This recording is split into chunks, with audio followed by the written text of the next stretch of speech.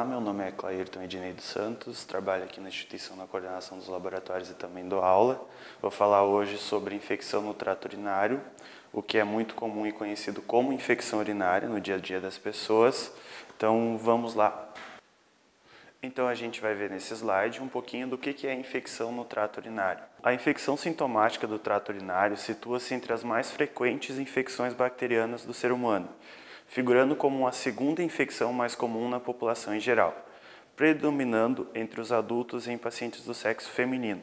Nas crianças, particularmente no primeiro ano de vida, a infecção urinária também é muito comum, predominando igualmente no sexo feminino. Nesta população de pacientes pediátricos, predomina a pielonefrite recorrente na maioria dos casos, devido à presença de refluxo vesículo-uretral uni ou bilateral. Então, essa infecção é muito comum nos órgãos como o rim, no caso da pielonefrite, bexiga, no caso da cistite, e uretrite, no caso da ureter. Esses são os mais comuns no caso das mulheres, porque elas têm o canal da ureter mais curto, então fica muito próximo ao ânus. Isso acomete a exposição a micro-organismos. Quanto à evolução, ela pode ser um episódio único ou isolado. No caso da recidiva, é a falha no tratamento, tu está fazendo tratamento e não está dando efeito. A reinfecção, que é um novo episódio, após o momento que tu tratou, tu vai ter de novo. A infecção no trato urinário crônica, que é a persistência daquele mesmo micro-organismo. E a ITU recorrente, que é muito comum. A maior suscetibilidade à infecção é no sexo feminino devido às condições anatômicas, por causa que a ureter fica muito próximo à vagina e ao ânus, então ela fica mais exposta, diferente do homem, que é muito mais longo, então isso reduz bastante a susceptibilidade para o homem. Para a realização do diagnóstico é muito importante a gente saber como ocorre o exame de urina, que é o mais comum utilizado. Existem outros, mas o mais comum e mais acessível para pacientes na atenção primária, sendo no SUS, é o exame de urina, onde eles têm uma orientação sobre a coleta, que normalmente é após a asepsia da área genital, desprezando o primeiro jato, colhendo o seu jato intermediário. Orienta-se sempre que seja a primeira urina da manhã e que seja levado para o laboratório em torno de 1 a 2 horas após a coleta, porque esse exame, se demorar mais tempo, ele pode ter fatores que mudam e alteram o resultado. O volume ideal é sempre de uma amostra de 50 ml e tem alguns critérios de aceitabilidade, que são os frascos indicados. As pessoas costumam coletar em qualquer tipo de frasco e isso altera o nosso resultado. O importante é sempre seguir as instruções do laboratório, sendo o frasco de coleta estéril ou, no caso de bebê, tem o coletor de urina, que é um saquinho. O exame de urina ele passa por uma etapa analítica, onde a gente utiliza determinados reagentes e o urofit, que é utilizado na parte de análise química.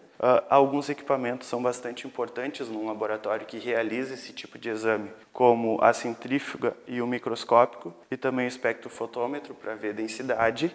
É interessante na rotina ser estipulado o POP, que é o procedimento operacional padrão, ou seja, tem um ciclo para realizar esse exame. Uma pessoa técnica capacitada que faça também o controle de qualidade desse laboratório em relação a esse tipo de exame.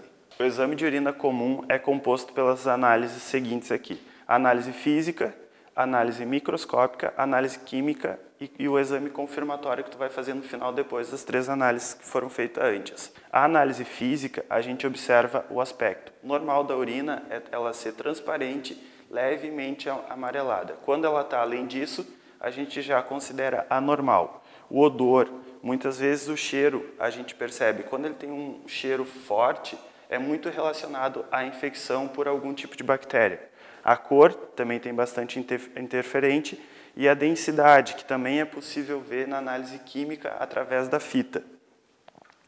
Na análise química, a gente tem uma fita padrão que a gente analisa através de cores.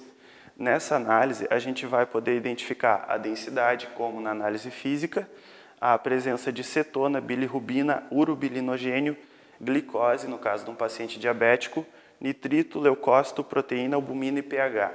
O pH é muito importante. Normalmente o valor de referência dele é de 5,5 a 6,5. Acima ou abaixo disso, é interessante fazer um exame mais detalhado em relação à urina. A análise microscópica, ela tem um padrão de execução. Normalmente a gente pega um volume urinário de 12 ml, centrifuga por um tempo de 5 minutos de 1.500 a 1.800 rotações por minuto. O volume de sedimento é em torno de 1 ml e o de sedimento observado é de 0,2 microlitros.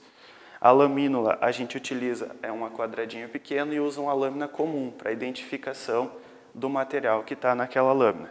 Também é possível utilizar outras mais específicas quando tu quer realizar a contagem, quando não é apenas um exame qualitativo, e sim um quantitativo de urina. Na análise microscópica, é muito comum encontrar a flora bacteriana, que são cocos, bastões ou em cadeias, sabendo que não há bactérias nos rins e na bexiga, bactérias na uretra e vagina são contaminação. Urina fresca corretamente coletada com bactérias é indicativo de infecção urinária. Como é que eu vou classificar? Em ausente, escassa, moderada e aumentada, no momento que eu estou fazendo o exame. Na sedimentoscopia, é muito comum a gente encontrar, no caso de infecção, a presença de bactérias, como essas que estão aqui, e leucócito, essas células mais arredondadas. Nesse slide, a gente consegue observar a presença de leucócitos, hemácias e cristal de oxalato de cálcio, que é muito comum na intoxicação por etileno glicol. Nas urinas, a gente encontra uma série de cristais, no caso, cristais de urina ácida, que é muito comum, sulfato de cálcio, que tem essa aparência, ácido hipúrico, urato de sódio, cistina, leucina, tirosina e colesterol. Então, a gente consegue ter um padrão bioquímico na urina bem detalhado através da microscopia.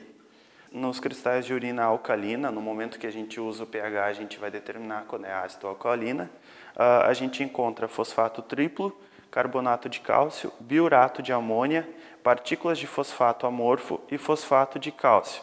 No momento que a gente observa a presença de cristais, a gente pode relacionar com o pH que a gente teve na análise química.